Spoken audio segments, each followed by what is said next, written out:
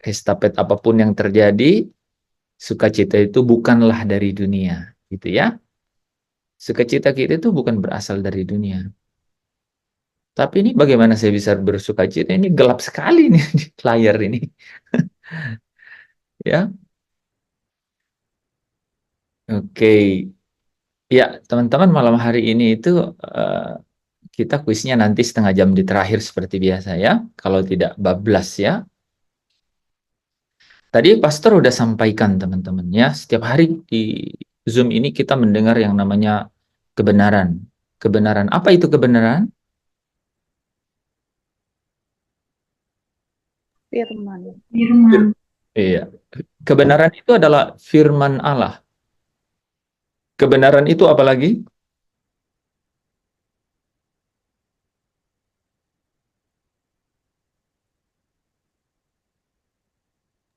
Perkataan Allah yang tertulis.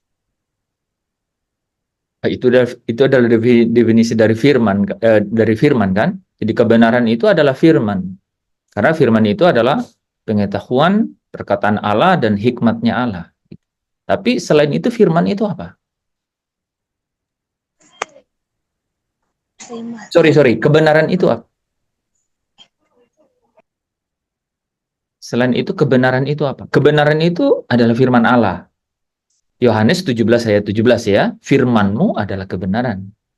Ya. Selain itu kebenaran itu apa? Cara Allah menyatakan dirinya karena Allah tak terhampiri. Hmm. Apa Mira tadi?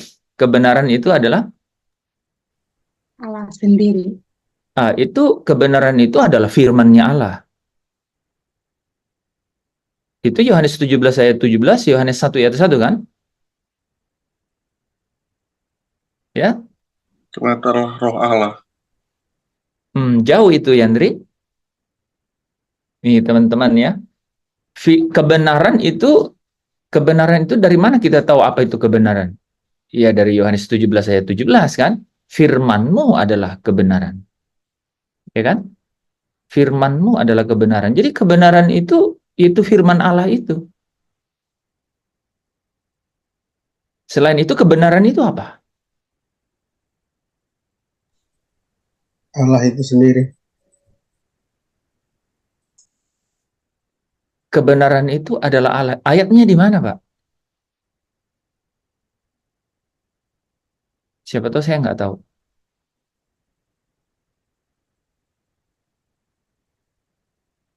Ini penting tuh karena kita mau bicara mengenai uh, firman yang ditabur gitu. Terus kita mau bicara mengenai kebenaran yang berbuah. Jadi kalau kita nggak tahu kebenaran itu apa, kan nggak bisa. Yohanes 1. Yohanes 1 ayat 1 berkata, dan firman itu adalah Allah. Nggak ada kata kebenaran. Yohanes 17 ayat 17 yang bilang firmanmu adalah kebenaran. Jadi saya nggak tanya teman-teman firman itu apa ya. Saya bilang kebenaran itu apa? Kebenaran itu adalah firman Allah.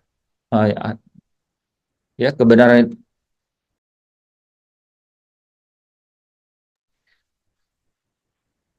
itu adalah firman Allah. Coba baca Yohanes 17 ayat 17.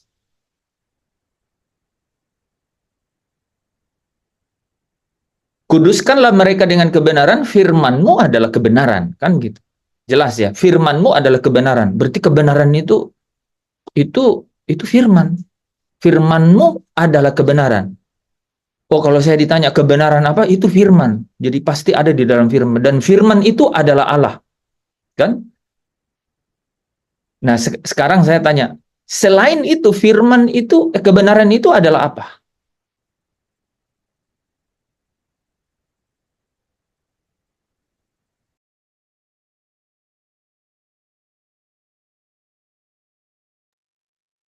Firman itu adalah terang Kristus. Firman itu adalah terang Kristus. Ayatnya di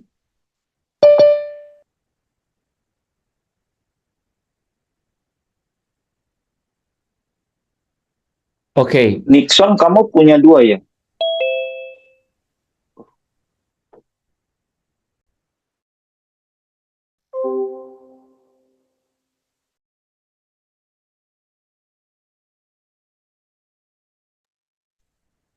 oke, teman-teman baca Yohanes 14 ayat 6.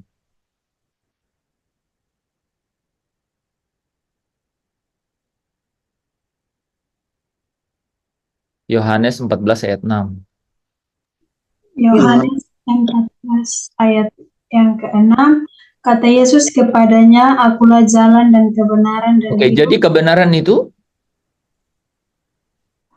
Allah sendiri. Yesus sendiri.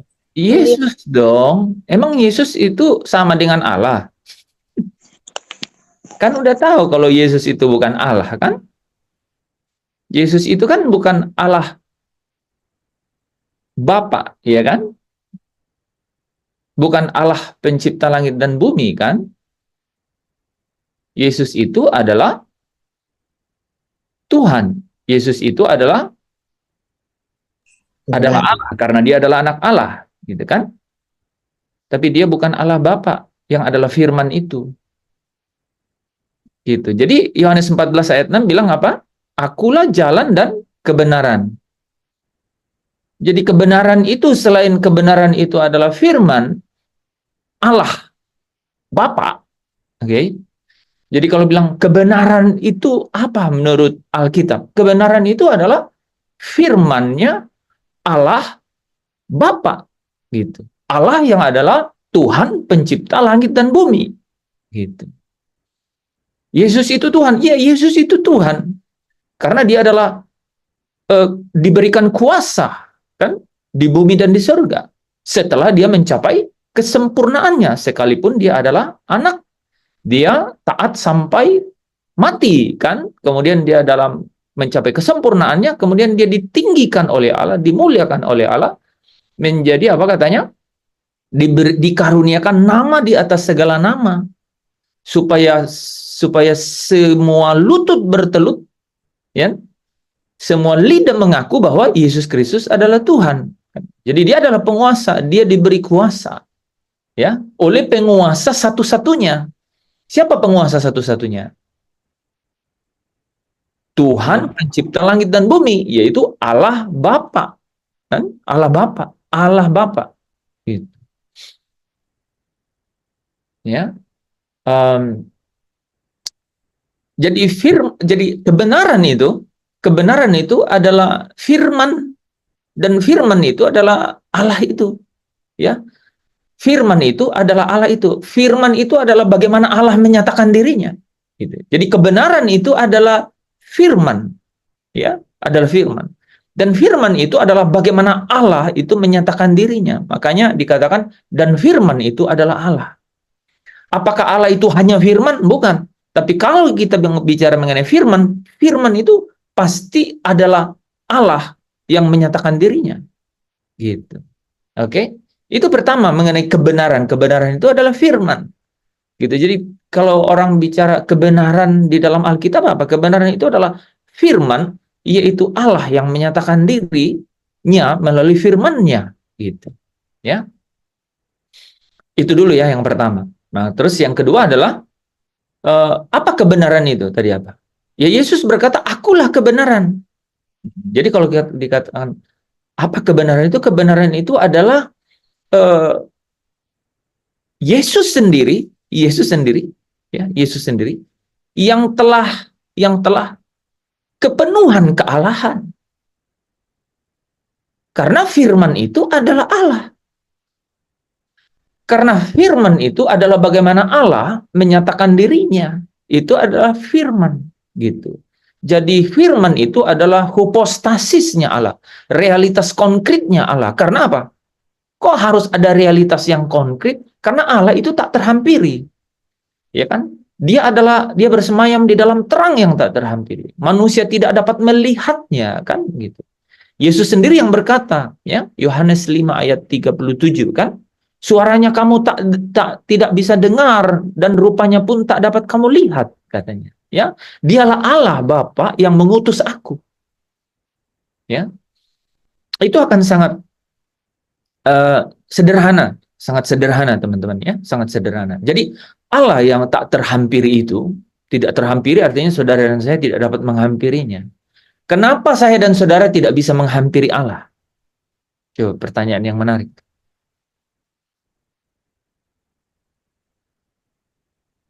Kenapa saya dan saudara itu tidak bisa, kan Allah yang tak terhampiri. Kenapa saya dan saudara tidak bisa menghampiri Allah? Karena Allah itu roh, dan kita ini fisik. Kan kita ini ada rohnya juga, Pak. Harusnya kita bisa berbicara dalam dimensi roh dengan Allah, kan? Karena dia ada di dalam terang yang tak terhampiri. Kamu adalah anak-anak terang. Ya kan? Kamu adalah anak-anak terang. Harusnya sama kan? Kita juga bisa menghampiri dia dalam terang, kan? Dia adalah roh. Kita bisa menghampirinya di dalam roh. Allah adalah roh. Yohanes 4 ayat 24, ya. Sembahlah dia di dalam roh. Sembahlah. Bersujudlah. Berbaktilah. Ya kan? Kepada dia di dalam roh. Bisa kan? Dan buktinya saya dan saudara itu bisa menemui dia di dalam roh. Tapi kenapa dia dikatakan dia tidak terhampiri? Karena kita masih memiliki tubuh yang fana. Luar biasa. Itu alasan satu-satunya. Ya, karena kita masih memiliki tubuh yang fana. Yang kudus tak bisa bersatu dengan yang kudus. Itu aja ya, supaya agak-agak saudara bisa ingat kan? Gitu. Karena kita masih punya tubuh yang fana. Buktinya apa? Bahwa kalau kita sampai punya tubuh mulia itu kita bisa bersatu dengan Allah. Bapa itu yang katanya bersemayam dalam terang yang tak terhampiri. Karena harus dibuktikan tuh. Alkitab harus membuktikannya, bukan kita ya. Di mana kebenarannya? Di mana kebenarannya? Artinya di mana firman-Nya yang mengatakan bahwa kalau sampai tubuh fana kita ini terbebas dan akhirnya kita memiliki tubuh yang lain yang namanya tubuh yang mulia itu, kita tuh bisa menghampiri Allah. Di mana? Buktinya apa? Firman-Nya ada di mana? Ayatnya ada di mana? Filipi 3 ayat 20-21. Nah, di Filipi 3 ayat 20-21 itu dikatakan bahwa mengubah tubuh kita yang fana menjadi serupa dengan tubuhnya yang mulia. Artinya itu perubahan tubuh fana ke tubuh mulia. Tapi di mana yang mengatakan bahwa kalau kita udah tubuh mulia, gitu ya, kita jadi bisa menghampiri Allah. Kan pertanyaannya, kenapa kita tidak bisa menghampiri Allah? Jawabannya betul, karena kita masih di dalam kemah yang fana, tubuh yang fana, kemah yang sementara, kan gitu.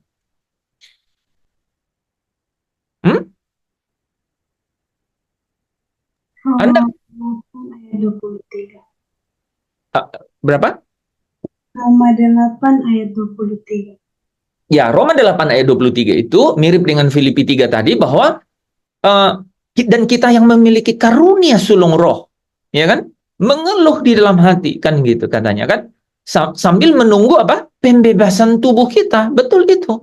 Tapi apa buktinya bahwa apa buktinya? Apa kebenarannya? Di mana ayatnya mengatakan bahwa kita sebenarnya bisa menghampiri Allah, gitu.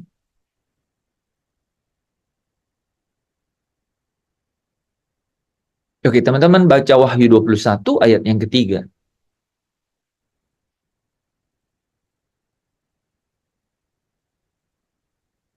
Mungkin mulai ayat yang kedua, 2 dan 3. Wahyu 21 ayat yang kedua. Dan aku melihat kota yang kudus Yerusalem baru turun dari surga dari Allah yang berhias bagaikan pengantin perempuan yang berdandan untuk suaminya. Oke, sebentar. Jadi Rasul Yohanes melihat kemah Allah, ya, yaitu Yerusalem baru turun dari surga, ya, turun dari surga. Pasti saudara akan sedang mengira-ngira atau menerka-nerka di dalam kemah itu ada Allah nggak ya? Iya kan? Ya kan? Karena nanti akan di situ kan, apa kemudian bisa bersama-sama ya begitu ya? Karena yang dibaca di sini kemah Allah turun dari surga, namanya Yerusalem baru. Saudara bisa bayangkan nggak sesuatu di sini ya? Jadi ada kemah Allah itu apakah ada Allah di dalam? Nanti kita buktikan di ayat yang ketiga kan? Ya, kemah Allah itu ini peristiwa tidak dicatat di dalam kitab manapun, ya kan? Kecuali di dalam pewahyuan Allah sendiri kepada Yesus yang dituliskannya kepada hamba-hambanya, yang ditujukan kepada hamba-hambanya, yang dituliskan oleh Rasul Yohanes melalui malaikat-malaikat yang diutus oleh Allah. Dia melihat bahwa ada kemah Allah turun dari surga, turun dari surga. Ketika Yesus berkata berdoalah demikian Bapa kami yang di surga, berarti Bapa itu ada di surga. Makanya Yesus di dalam Yohanes 14 berkata, di rumah Bapakku, itu berarti surga. Di rumah Bapakku banyak tempat tinggal. Dan kita kemana ya? Oh, ke situ. Karena Yesus berkata, kalau aku telah menyediakan tempat bagimu, maka aku akan datang dan membawa kamu supaya di mana aku berada, kamu pun berada. Itulah tempat, itulah tujuan. Ya. Nah, tiba-tiba Rasul Yohanes melihat, aku melihat kemah Allah turun dari surga, ya kan? Yaitu Yerusalem yang baru. Berdandan, oke, ya, megahlah begitu ya. Penuh kemuliaan gitu ya. Nah, mari kita baca ayat yang ketiga. Apakah ada Allah di dalamnya? Di dalam kemah yang turun itu. Ayat yang ketiga, lalu aku mendengar suara yang nyaring dari takhta itu berkata, lihatlah kemah Allah ada di tengah-tengah manusia, dan ia akan diam bersama-sama dengan mereka. Mereka akan menjadi umatnya, dan ia akan menjadi Allah mereka. Amin. Ada Allah nggak di dalam kemah itu? Ada. Ada. Buktinya dari mana? Bagian mana di dalam ayat itu yang membuktikan bahwa Allah itu ada di kemah yang turun dari surga itu? Dia akan diam bersama-sama dengan. Iya, dia akan diam bersama. Sekinot, dia akan dwelling. Dalam bahasa Inggris itu dwell in. Jadi dwell itu, teman-teman tahu ya, kalau kita tinggal di hotel itu namanya stay. I'm staying for 2 nights gitu ya. Saya tinggal 2 malam, saya tinggal a week gitu ya, 1 minggu, stay gitu. Tapi ada juga orang yang live. I live in Bali, I live in Denpasar, I live in Jakarta, I live in mana lagi? I live in Sikumana, misalnya gitu ya. Nah, teman-teman, I live in Dalek, ya, oke. Terus siapa lagi? I live in whatever. Jadi kalau tinggal itu lama atau sebentar? Lebih lama tinggal di biasanya tinggal itu di mana? Kalau kita bilang saya tinggal di Dalek, ya satu tempat, satu hunian, ya kan, satu hunian yang cukup lama kan, bisa 4 tahun, ya, bisa 10 tahun, ya misalnya Pak Tadus. I live in Sikumana gitu. I live in Belo gitu ya. Sudah berapa lama Bapak di situ? 5 tahun? 10? Sudah 20-an tahun. Oh, 20 years. 20 tahun. Jadi dia bisa bilang I live in. Pak Tadus nggak mungkin bilang I stay in Sikumana. Enggak. Karena stay itu ya sementara gitu. Ya, bisa 3 hari, bisa 1 minggu gitu ya. Nah, Saudara kalau Pak Tadus live in Sikumana atau di Belo gitu ya, Bapak akan tinggal selama-lamanya di situ? Yakin? Sampai ngangguk-ngangguk? Mungkin Bapak mau, tapi Sikumana tidak mau. Iya betul. Iya, betul kan? Coba kita pindah dulu Pak ya. Supaya Pak Tadus tidak merasa terintimidasi ya. Dalek, Yanti. You live in Dalek, oke? Kamu tinggal di Dalek. Kamu mau tinggal selama-lamanya di Dalek? Sudah mulai enggak kan? Karena apa? Karena dia hanya punya tujuan sementara di situ. Gitu. Walaupun, saya balik ya, walaupun Yanti sampai bilang iya mau, belum tentu Dalek mau Yanti tinggal di situ selama-lamanya. Kebayang nggak? Iya, apa yang saya mau bilang? Pak Tadus mau tinggal di situ, tapi bumi ingin supaya Pak Tadus masuk ke dalam tanah. Umurnya terbatas, makanya dibilang stay. Ya, makanya dibilang live kan? I live in, gitu. Saya tinggal. Tapi saudara, tingkat ketiga yang dibilang dwell in, artinya gini, live in itu artinya apa? Orang tinggal di situ ya waktu dia masih hidup. Kalau dia sudah mati, emang masih tinggal di situ. Sampai ada orang yang biasanya keluarganya udah meninggal, dikuburnya di samping rumah, supaya dia pikir masih tinggal di situ. Ya kan? Padahal dia tidak ada lagi di situ. Mungkin 1 bulan itu sudah tidak ada barang di situ. Ya, barang apapun tidak ada. Ya, 1 tahun, ya benar-benar tidak ada lagi gitu. Misalnya itu seseorang yang namanya Albert gitu, nggak ada. Albert itu nggak ada di situ. Gitu. Nggak ada lagi di situ. Gitu. Ya, tidak bisa tinggal di situ selama-lamanya. Nah, kata dwell in, sekinot yang dipakai juga di Yohanes 1 ayat 14 gitu ya. Diam ya. Dan diam di antara kita itu sekinah. Ya, sekinot. Itu dwell itu adalah selama-lamanya. Jadi ketika Roh Kudus itu tinggal di dalam saya dan saudara, itu pakai kata dwell in. Jadi selama-lamanya. Sampai saudara kalau mendukakan dia sedemikian rupa, dia tidak akan pernah pergi dari hidup saudara. Kenapa kira-kira? Tidak akan pergi. Kenapa? Supaya dia menjadi saksi satu hari nanti bahwa aku berdiri. Makanya saudara kalau dengar Wahyu 5, Wahyu 13 katakan dan 7 roh dan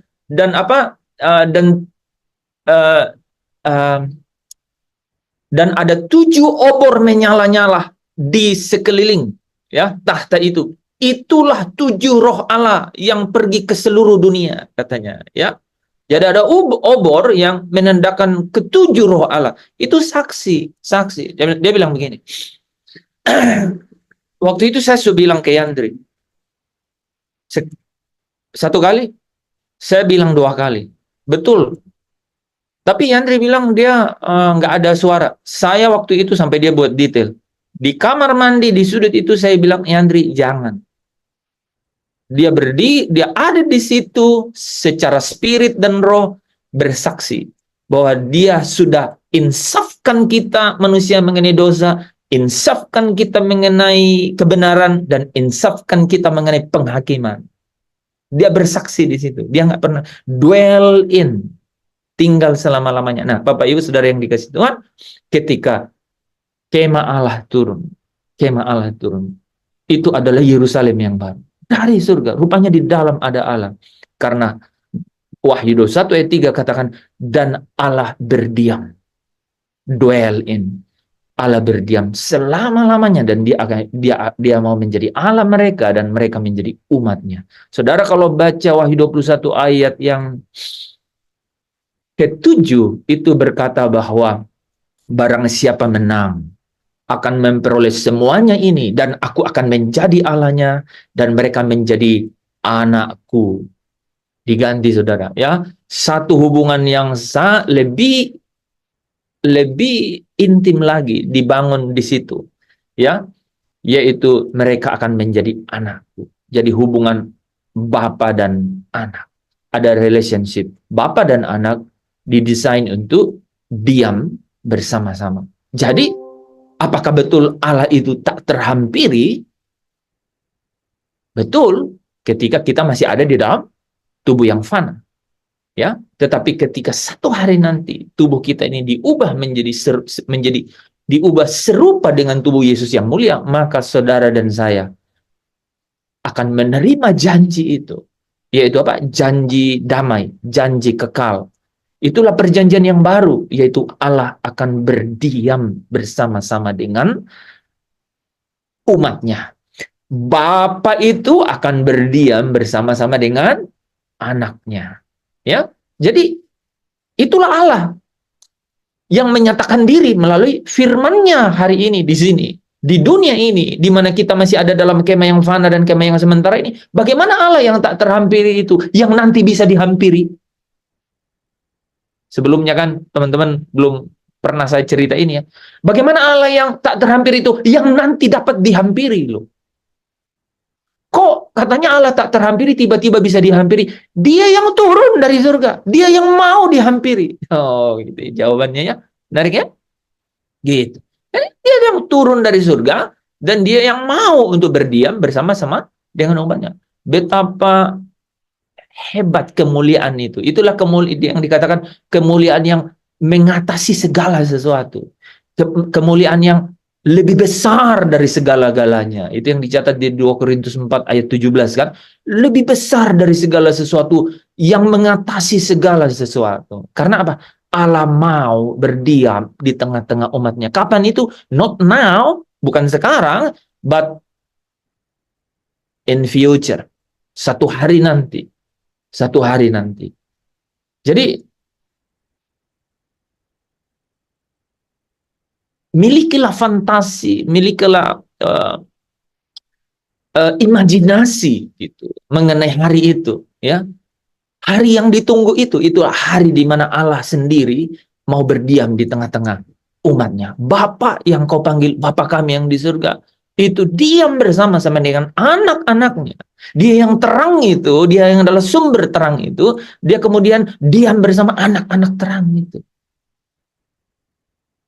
Di Yerusalem yang baru. In New Jerusalem. Di Yerusalem surgawi. Di kota Allah, di Bukit Sion. Yaitu kumpulan jemaat anak-anak sulung. Ya.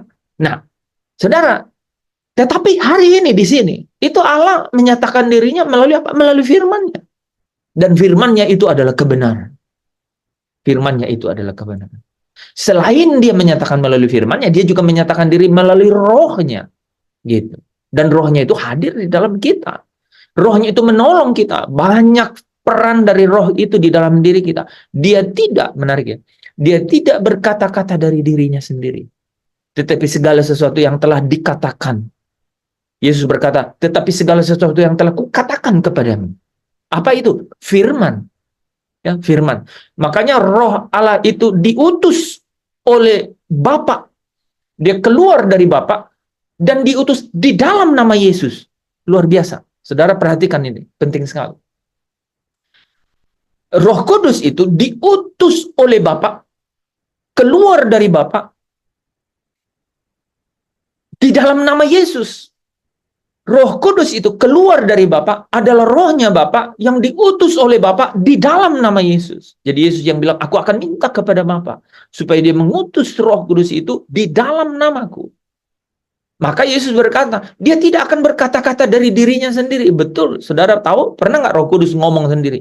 Paling Roh Kudus itu, yang Roh Kudus lakukan adalah mengingatkan saya dan saudara mengenai firman. Dan firman ini apa? Firman ini adalah kebenaran yang telah disampaikan oleh Yesus. Maka Yesus berkata, dia tidak akan berkata-kata dari dirinya sendiri, tetapi dari setiap perkataan yang telah kusampaikan kepadamu. Yohanes 17 ayat 8. Coba baca.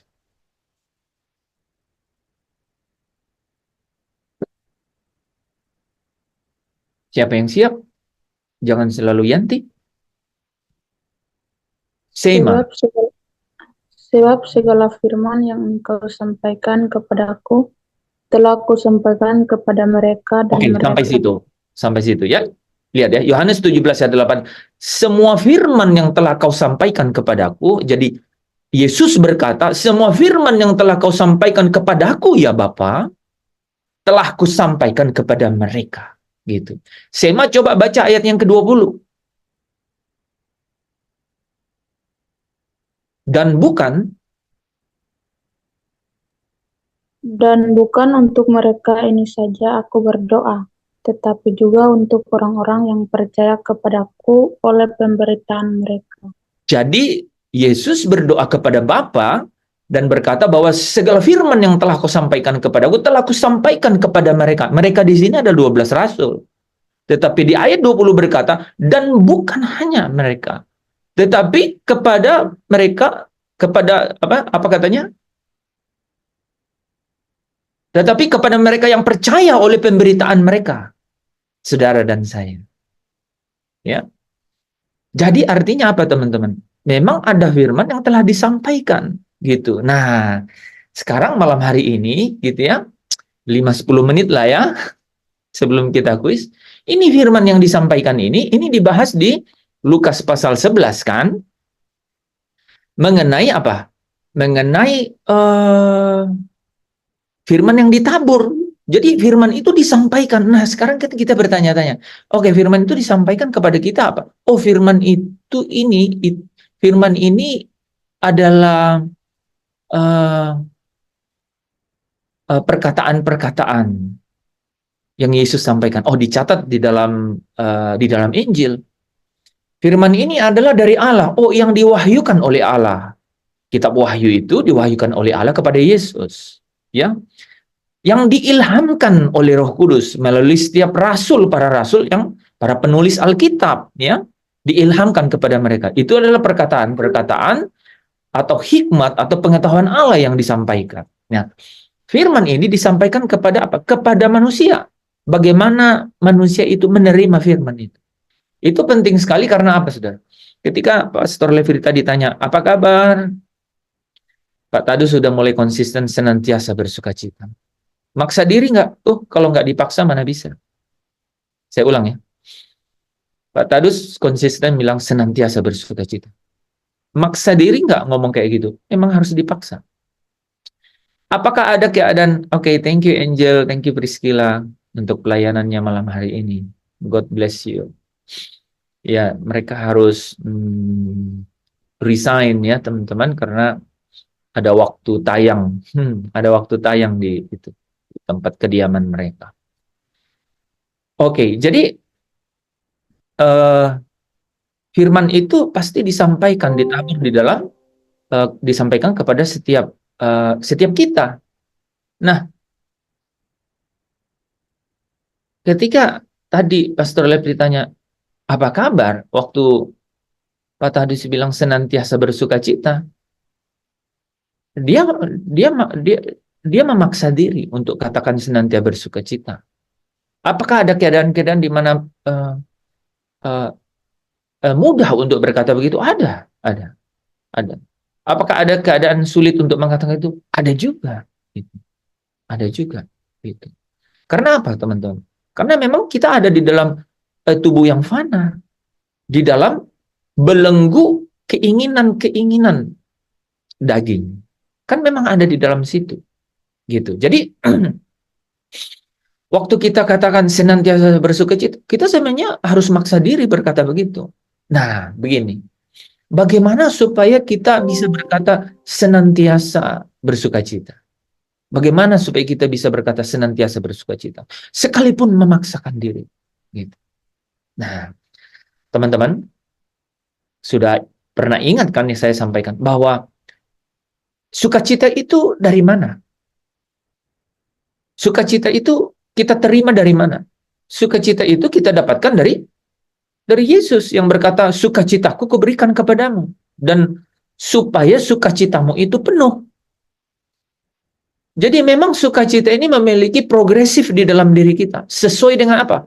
Sesuai dengan perubahan hidup yang kita alami. Sesuai dengan pembaharuan hidup yang kita alami. Nah, pembaharuan hidup yang kita alami, perubahan hidup yang kita alami, itu pasti dituntun oleh kebenaran firman Tuhan. Itu bicara mengenai apa? Proses pertumbuhan yang akhirnya pertumbuhan ini menghasilkan buah. Gitu. Nah, mari kita potret, mari kita lihat bagaimana Yesus memandang itu, melihat itu, teman-teman, ya. Karena Yesus memberikan satu perumpamaan, dan perumpamaan itu kemudian diartikan mengenai bagaimana firman itu, bagaimana firman tadi, ya, itu disampaikan kepada mereka, dan kemudian para rasul itu menyampaikan kepada orang-orang lain, gitu, ya. Yaitu orang-orang yang percaya karena pemberitaan mereka. Nah, saudara perhatikan, bagian pertama, ya, itu dicatat di dalam Lukas pasal 11 dan Markus pasal 4, ya, juga di Injil Matius, ya. Saya ambil dua bagian itu aja. Teman-teman kalau perhatikan, Yang bagian pertama yang dikatakan begini nih. Ini kita lihat dulu ya. Kita lihat dulu. Lukas Karena 13 atau 11, Pak? Lukas 8, Lukas 13 atau 11? Lukas pasal 8. Oke.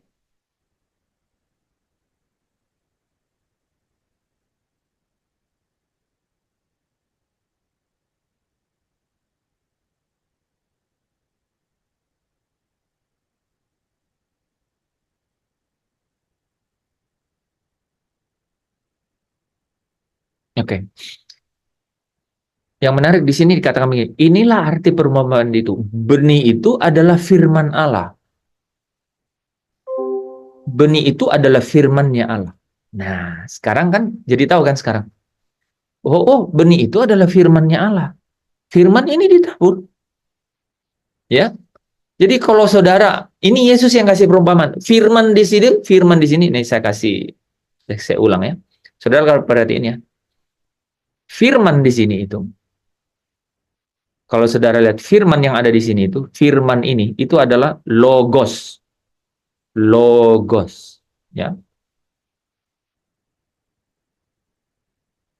Firman di situ adalah logos. Jadi inilah arti perumpamaan itu. Benih itu ialah firman Allah. Ya.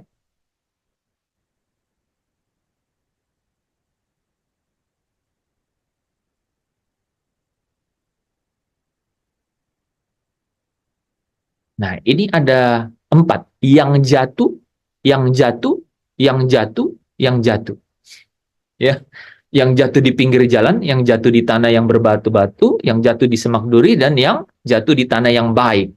Kita ambil yang Lukas dulu ya. Gitu. Jadi, secara singkat kan teman-teman sudah sering dengar itu kan. Kalau yang jatuh di pinggir jalan, itu dia tidak menjadi percaya. Ya, dia nggak jadi percaya. Karena artinya apa? Firman itu tidak dia terima. Ya, firman dia dengar, tetapi dia tidak memberi respon.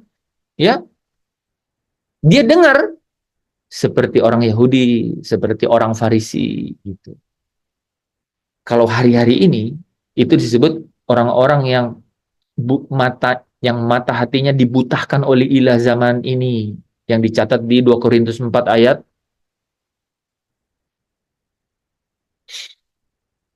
6. Sorry, ayat 4 ya, ayat 4 ya. Kemudian di dalam 2 Korintus pasal 3 dicatat bahwa pikiran mereka tumpul. Jadi menjadi kategori yang umum, siapa saja yang dibutahkan oleh ilah zaman. Yang menarik di 2 Korintus 4 ayat 6 itu dikatakan gini kan, ayat 4 ya. Dikatakan bahwa yang tidak dapat melihat cahaya Injil tentang kemuliaan Kristus yang adalah gambaran Allah. Gitu. Jadi dia nggak bisa lihat gitu. Ya. Kemudian ada pikiran mereka tumpul sehingga mereka terselubung dan pikiran mereka tidak disingkapkan untuk mengerti itu. Ya, jadi terkategori di dalam itu jadinya sekarang. Ya, nah itu adalah orang-orang yang firman itu ditabur. Jadi orang teman-teman dia tidak sempat menjadi percaya. Dia nggak sempat jadi percaya, gitu. Dia nggak sempat jadi percaya. Nah, yang kita mau pelajari adalah yang jatuh di bebatuan, gitu ya. Dikatakan yang jatuh di batu, di tanah yang berbatu-batu, ya. Yang jatuh di tanah yang berbatu-batu dan yang jatuh di semak duri, gitu. Nah, yang jatuh di tanah yang berbatu-batu itu dikatakan apa, teman-teman? Dikatakan bahwa dia mendengar firman itu dan sebentar saja, ya, dia mendengar firman itu dan dia gembira, gitu, dan dia gembira. Tetapi apakah dia bertumbuh firman itu? Tidak, karena tidak berakar. Iya, betul.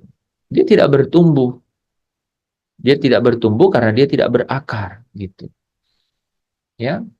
Nah, kita bahas dulu situ ya. Firman itu tumbuh tapi dia tidak berakar. Nah, berakarnya itu ya pasti dia tidak berakar, ini artinya apa? Dia tidak memberikan dirinya untuk merespon firman itu. Tetapi dia melihat bahwa firman itu adalah sesuatu yang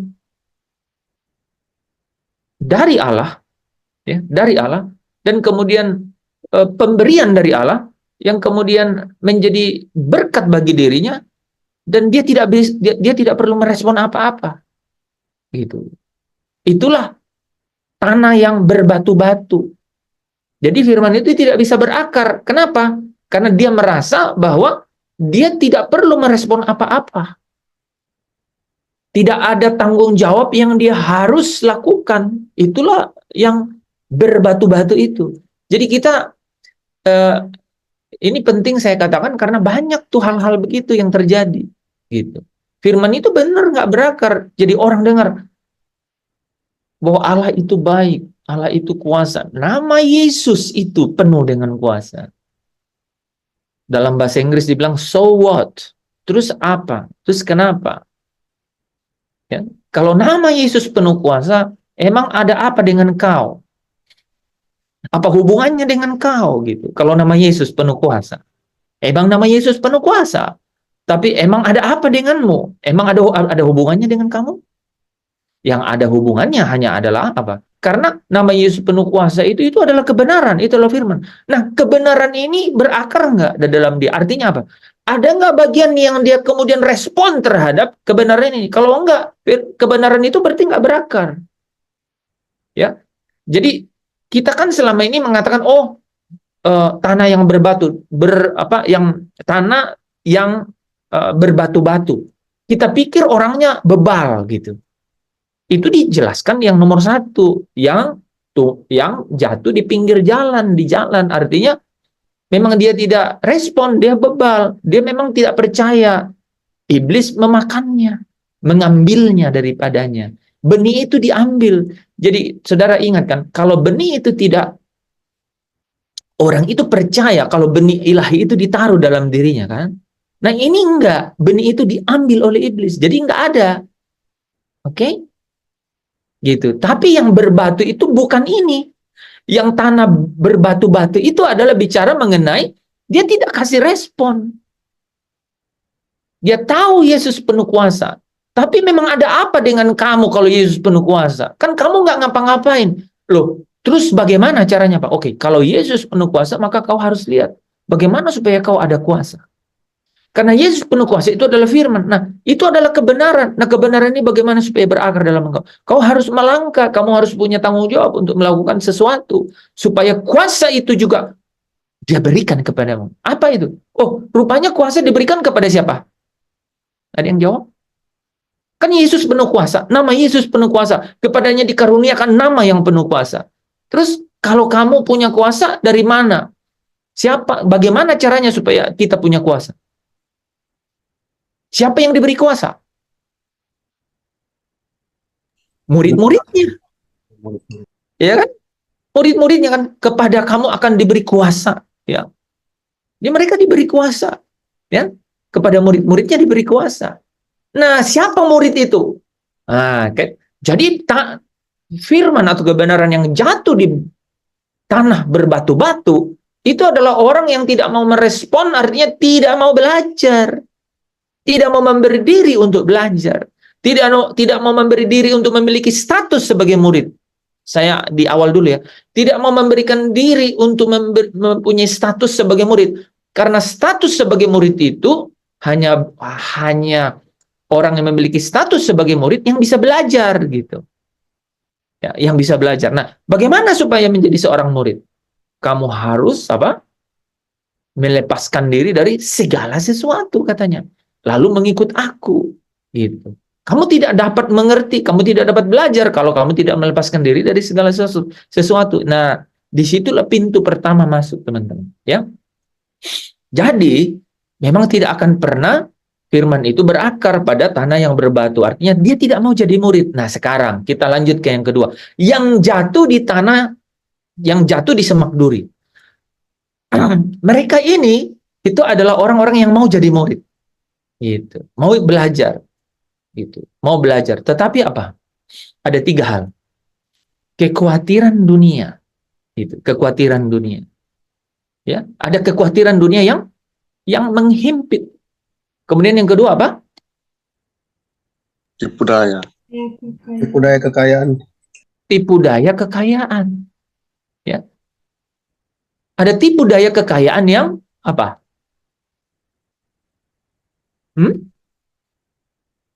Yang menghimpit. Oke?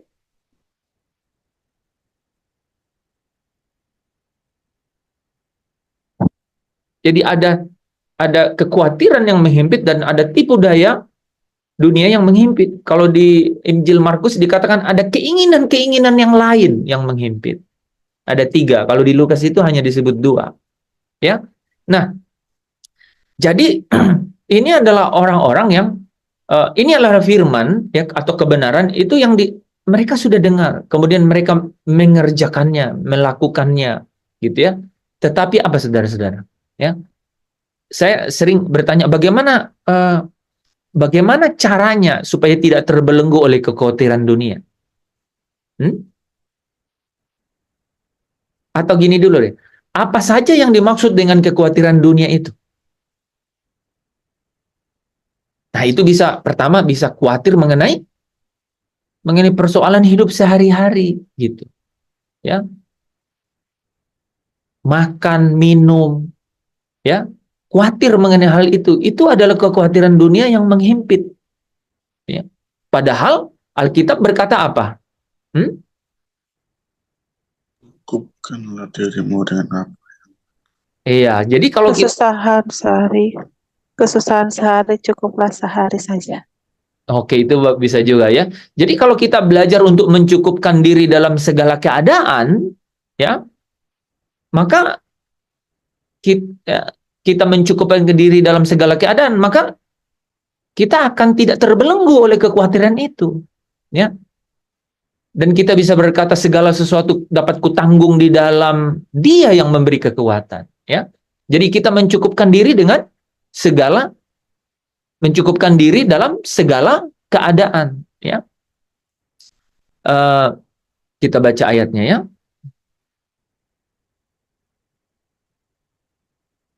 Jadi supaya kita tidak terhimpit nih dengan kekhawatiran dunia nih, ya. Kita harus punya pandangan mengenai ini, sebab kita tidak membawa sesuatu apa ke dalam dunia dan kita pun tidak dapat membawa apa-apa keluar, asal ada makanan dan pakaian, cukuplah, ya. Kemudian Ibrani 13 ayat 5, janganlah kamu menjadi hamba uang. Jadi orang yang, nah ini menarik, orang yang khawatir hidupnya itu adalah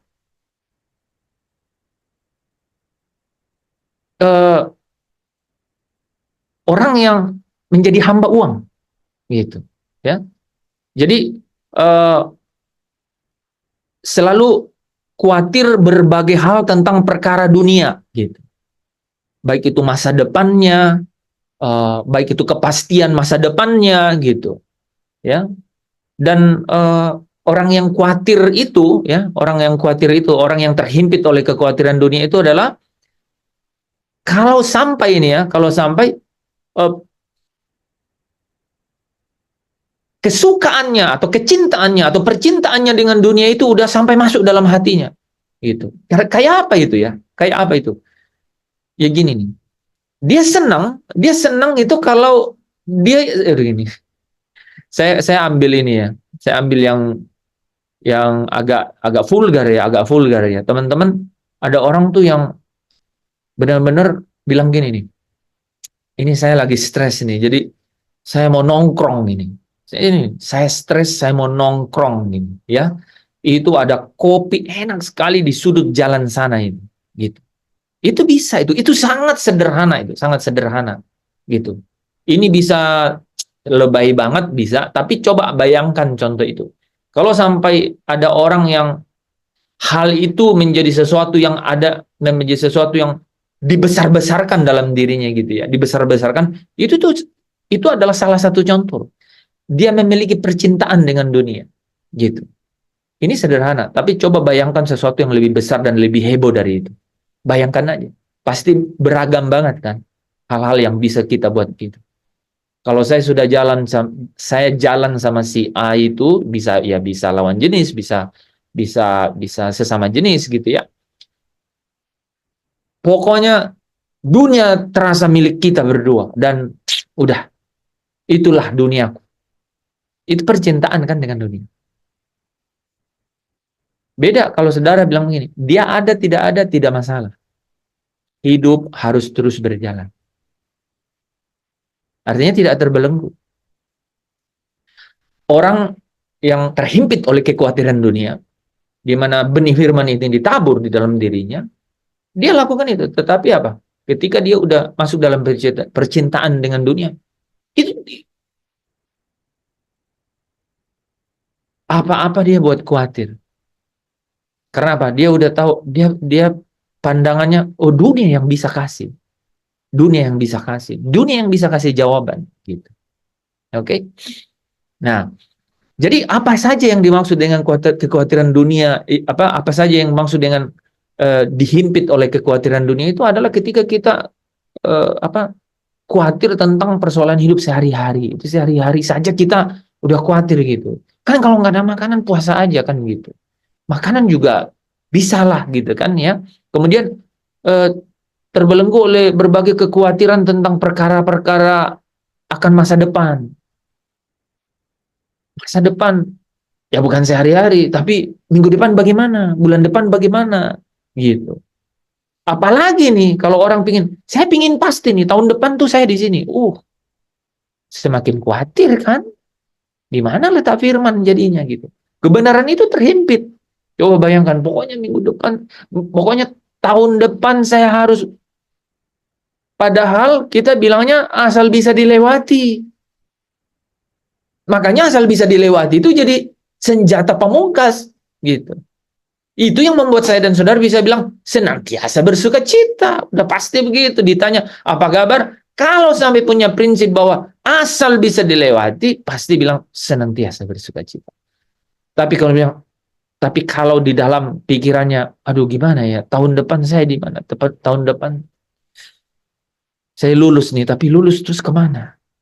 Kalau saya sampai pulang ke misalnya ke kampung gitu ya, ke hometown gitu, terus mau apa? Bukannya ada Tuhan? Gitu kan harusnya jawabnya gitu. Bukannya ada Tuhan? Gitu. Tapi Tuhan bisa kasih apa, Pak? Tuhan cukup toh, tidak perlu kasih apa, bukannya begitu? Kan Tuhan dan kerajaannya saja kan begitu. Itu saudara bayangkan. Jadi orang mulai terhimpit oleh kekhawatiran kalau dia luput dari apa? Dia luput dari bagaimana mencukupkan diri dengan yang sehari-hari, atau yang kedua dia perkara-perkara mengenai masa depan. Apalagi kalau masa depannya itu pingin pasti, udah semakin khawatir. Dan yang tertinggi itu yang saya cerita tadi. Masuk dalam percintaan dunia. Hanya dunia yang bisa dia pikir, hanya kopi yang di sudut jalan sana yang bisa membuat stres dia hilang. Gitu. Hanya kalau dia bisa isap begitu 2-3 batang, kemudian dia bilang otak bisa jalan. Gitu. Terus orang kita yang tidak isap-isap, otak nggak bisa jalan. Gitu. Itu sudah jatuh dalam percintaan dunia. Gitu. Ya, sampai kebutuhan itu dia khawatirkan. Waduh, bagaimana kalau nggak ada lagi yang saya isap-isap? Bagaimana kalau nggak ada lagi yang saya minum tuh? Lari cari kemana-mana, pinjam sana sini supaya bisa beli. Kebayang nggak? Jadi itu keadaan yang sudah sangat. Nah, bagaimana supaya kita tidak terbelenggu dengan itu? Nah, kita harus punya satu paradigma berpikir, pandangan, gitu. Prinsip bahwa apa? Kita tidak bawa apa-apa ke dunia ini. Pergi juga tidak bawa apa-apa kan? Jadi asal bisa dilewati, asal ada makanan dan minuman, cukuplah. Saudara tangkap itu?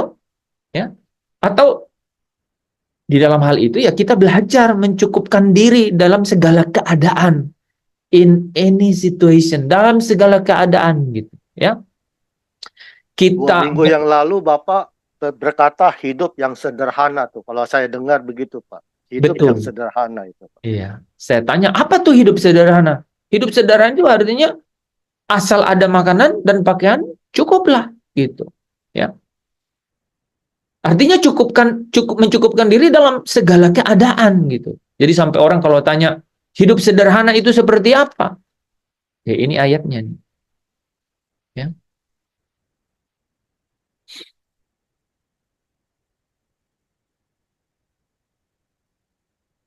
Belajar mencukupkan diri dalam segala keadaan. Gitu. Ini menarik ayatnya. Aku tahu apa itu kekurangan dan aku tahu apa itu kelimpahan. Dalam segala hal dan dalam segala perkara tidak ada sesuatu yang merupakan rahasia bagiku. Hebat ini orang berkata begitu ya. Paulus berkata begitu. Baik dalam hal kenyang maupun di dalam hal kelaparan, baik dalam hal kelimpahan maupun dalam hal kekurangan. Tidak ada, dia bilang itu bukan rahasia. Aku tahu itu. Aku tahu kekurangan, aku tahu kelimpahan. Segala perkara dapat kutanggung di dalam Dia yang memberikan kekuatan kepadaku. Ya, jadi mari kita memiliki satu paradigma hidup yang berkata di dalam segala perkara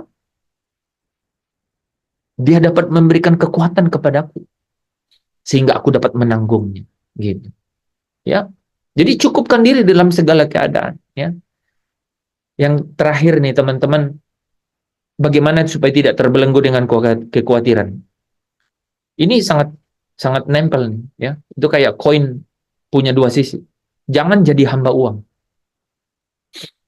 Kalau udah jadi hamba uang, maka pasti selalu khawatir. Kalau tidak ada uang, siapa yang khawatir kalau tidak ada uang? Saya angkat tangan.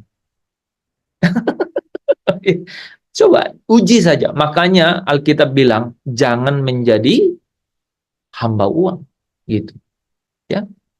Karena apa? Karena memang itu salah satu sumber dari apa? Dari belenggu terhadap kekhawatiran, ya. Ini.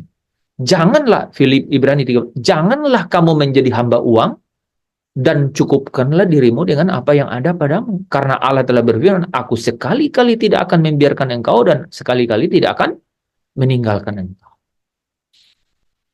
Itu bagaimana cara kita untuk tidak terbelenggu, ya, di dalam apa? Di dalam kekhawatiran dunia. Karena kalau enggak, kebenaran itu terhimpit. Saudara tidak akan mampu bilang senantiasa bersukacita. Karena apa? Lagi ditanya, apa kabar? Lagi ingat besok gimana ya? 2 minggu lagi gimana? Nggak mungkin bisa bilang senantiasa bersukacita. Tapi kalau saudara sampai bilang segala sesuatu, ya, dapat kutanggung di dalam Dia yang memberi kekuatan kepadaku. Asal bisa dilewati. Pasti sering ditanya, apa kabar? Pasti sukacita dong Pak. Emang ada jawaban lain, ya? Atau bilang begini, memang Bapak tidak kenal saya. Saya ini asal bisa dilewati. Oh, luar biasa. Ya kan? Itu berani berkata begitu. Kalau saudara sampai berani berkata begitu, Tuhan dan kerajaannya dan seluruh malaikatnya akan ada di belakang saudara. Yang percaya bilang amin. Amin. Iya loh. Berani berperkara, bertaruh, itulah bertaruh dengan Tuhan gitu. Dia itu katanya apa? Dia itu sekali-kali. Kenapa? Karena dia itu adil gitu. Ya. Kalau kau jalan di jalan yang benar, ya. Oke. Nah, hal yang kedua apa tadi? Terhimpit oleh tipu daya kekayaan. Apa saja yang dimaksud tipu daya kekayaan? Ingin hidup mewah, itu tipu daya. Saudara di sini kalau mau ingin kaya dan mau hidup mewah, saudara sedang tertipu. Tidak mungkin kebenaran itu bertumbuh dan menghasilkan buah. Pasti tidak. Ya. 1 Timotius 6 berkata, orang yang ingin kaya. Jadi ingin kaya itu nggak boleh. Kalau saudara jadi kaya, itu boleh. Karena kalau Allah menentukan kepadamu sesuatu yang menjadi upahmu, dan upah itu berlipat kali ganda, maka pasti saudara jadi kaya seperti Yusuf, kan? Tetapi kalau saudara ingin kaya, mengingini kaya, ingin hidup mewah, pasti jatuh ke dalam berbagai-bagai cobaan. Dan itu firman-Nya terhimpit. Kebenaran, benih itu terhimpit. Dia tidak dapat bertumbuh dan dia tidak akan dapat berbuah. Atau apa saudara? Apa yang dibilang tipu daya? Kan ditipu nih. Berharap pada kekayaan. Jadi harapannya terhadap kekayaan. Itu tertipu oleh kekayaan namanya. Dia berharap kepada kekayaan. Padahal harusnya apa? Dicukupkanlah dirimu. Apa yang ada. Itu tadi yang kekhawatiran. Jangan dicampur. Ya. Dia Mau dipimpin oleh Roh Kudus, Pak. Oke, mari kita baca ayatnya ya. Ya, ini menarik nih. Ya. 1 Timotius 6 ya. 1 Timotius 6 itulah hebatnya kebenaran ini. 1 Timotius 6 ayat 17-18. Peringatkanlah kepada orang-orang kaya di dunia agar mereka jangan tinggi hati dan apa? Jangan berharap kepada sesuatu yang tak tentu seperti kekayaan. Melainkan jadi harusnya jangan berharap kepada kekayaan tetapi berharap kepada Allah yang dalam kekayaannya memberikan kepada kita segala sesuatu untuk dinikmati. Saudara bisa tangkap di situ? Jadi jangan berharap. Jadi orang yang tertipu oleh kekayaan itu, tipu muslihat kekayaan itu adalah dia berharap pada kekayaan itu. Harusnya apa? Berharap kepada Allah yang dalam kekayaannya memberikan kepada kita segala sesuatu untuk dinikmati. Saudara mau kaya atau mau menikmati kekayaan? Orang kaya banyak yang ya hidupnya tidak bisa makan bubur saja. Aduh, Bapak 2 sendok saya. 2 sendok, 3 sendok. Saudara Bapak udah naik. Kita impus lagi. Impus 1 tahun di rumah sakit. Kaya nggak? Oh, kaya. Coba saudara mau siapa yang punya uang sini 1 tahun diimpus di rumah sakit? Enggak. Tapi orang kaya bisa. Bisa. Tapi dia nikmati kekayaannya. Nah, jadi jangan berharap pada kekayaan. Itu ditipu sama kekayaan kalau begitu. Kalau sampai berharap kepada kekayaan. Jadi kebenaran itu dihimpit oleh tipu daya kekayaan. Jadi bukan oleh kekayaan loh. Oleh tipu. Saudara kalau di NTT, saudara pada lebih mengerti ini kan. Oleh tipu daya kekayaan. Jadi karena ditipu bukan kekayaannya yang masalah kan. Ya. Karena apa? Harusnya berharap kepada Allah yang dalam kekayaannya. Berarti kekayaannya itu bagus. Tapi jangan ditipu oleh kekayaan. Apa tipu kekayaan itu? Kalau kau berharap pada kekayaan. Harusnya berharap kepada Allah yang dalam kekayaannya dapat memberikan kepadamu sesuatu untuk dinikmati. Teman-teman, hal yang lain yang dimaksudkan dengan tipu daya kekayaan itu adalah dia gagal menangkap kebenaran bahwa apa? Kekayaan hidup yang sejati itu adalah mendapatkan harta di surga. Jadi dia akan tertipu kalau dia oke lah ya, dia bikin gini. Oke, kekayaan aku tidak berharap, tetapi aku berharap kepada Allah di dalam kekayaannya untuk memberikan sesuatu untuk dinikmati di sini. Di sini, di sini. Padahal kita di sini hanya tinggal sebentar. Kita akan berdiam nanti di sana selama-lamanya. Saya ulang kata-kata itu ya. Jangan hanya berkata bahwa kita harus berharap kepada Allah yang di dalam kekayaannya memberikan segala sesuatu untuk kita dinikmati. Tapi jangan sampai berkata dinikmati di sini. Karena di sini itu tinggal sementara. Tetapi kita akan berdiam selama-lamanya di sana. Makanya Yesus berkata, kumpulkanlah harta di surga. Gitu. Ngengat dan karat tidak akan memakannya. Ya, di sini habis gitu. Ketika engkau pergi, dia itu adalah apa katanya? Dia mamon yang tidak jujur. Ya. Dia mencoba memfasilitasi engkau, menipu engkau di tengah-tengah dunia ini, tetapi waktu nyawamu pergi, dia nggak ikut. Dia tinggal. Saudara tahu yang namanya warisan? Itu adalah isinya kekayaan yang diberikan kepada yang ada di dunia ini. Dia tidak pergi dan ikut bersama yang memiliki sebelumnya. Ya. Oke? Nah, itu teman-teman ya. Apa yang dimaksud dengan tipu daya kekayaan? Oke, saya ulangi ya. Ingin hidup mewah. Lebih mengutamakan kekayaan dunia ini. Artinya apa? Dia berharap pada kekayaan ini. Ya. Padahal harusnya dia berharap kepada Allah yang di dalam kekayaannya dapat memberikan sesuatu untuk dinikmati. Dia gagal menangkap bahwa kekayaan hidup yang sejati itu adalah harta di surga. Nah, saudara, bagaimana supaya kita tidak terhimpit oleh tipu daya kekayaan? Bagaimana caranya? Kita harus memiliki keyakinan akan apa?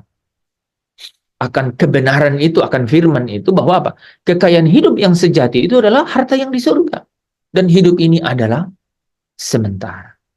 Ini adalah tempat yang sementara, yang akan berlalu, kata Paulus. Ya, akan berlalu. Dunia ini akan berlalu. Ya.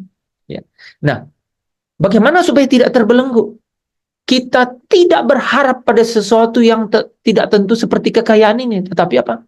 Berharap kepada Allah yang memiliki kekayaan itu, tidak kepada kekayaan itu sendiri, ya. Dan yang terakhir, ya, saudara yang dan saya harus menemukan perhentian yang sejati itu di dalam Tuhan.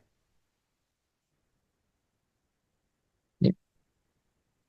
Supaya Tuhan itulah yang menjadi sukacitamu. Ya. Tidak ada yang lain. Dialah yang menjadi sukacita saudara dan saya senantiasa. Ya. Oke. Nah, saya kira itu saja yang saya sampaikan malam hari ini, ya.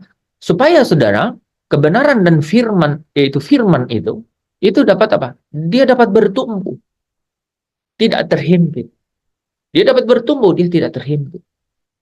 Kalau dia bertumbuh, maka dia akan berbuah. Injil Markus, ya, pasal yang ke-4, ayat yang ke-20 katakan, dia akan berbuah 30, 60, dan 100 kali ganda. Ya. Terpujilah Tuhan. Mari kita tutup dalam doa. Bapa, kami mengucapkan pengagungan, hormat kami kepadamu, karena harta surgawi ini Engkau boleh nyatakan di dalam kehidupan kami. Orang-orang yang Engkau bukakan mata hati rohaninya dapat melihat cahaya dari kebenaran itu melalui Kristus. Terima kasih karena firman kebenaran ini boleh kami temukan kekuatannya di dalam hidup kami. Kami percaya itu karena Roh-Mu sendiri yang diutus oleh Engkau sendiri di dalam nama Yesus. Karena perkataan-perkataan yang kami dengar adalah perkataan-perkataan Kristus yang telah dikenakan oleh Kristus, yang boleh kami nikmati hari ini. Dan ini yang diingatkan oleh Roh-Mu sendiri di dalam diri kami, bahwa jangan gelisah, jangan khawatir, jangan gentar hatimu. Karena firman kebenaran ini adalah firman yang hidup. Dia akan memerdekakan ketika dia boleh tumbuh di dalam hati kami, dia akan berbuah. Kami harus terus belajar menjadi murid, menjadi hamba yang setia sampai akhir. Terima kasih Bapak. Meteraikan firman ini dan terus singkapkan kebenaran ini. Roh Kudus, biarlah Engkau menyingkapkan lebih dan lebih lagi di dalam setiap hamba-hambamu yang hadir di dalam Zoom Fellowship ini, di dalam setiap pergumulan, di dalam setiap padang gurun penderitaan kehidupan mereka.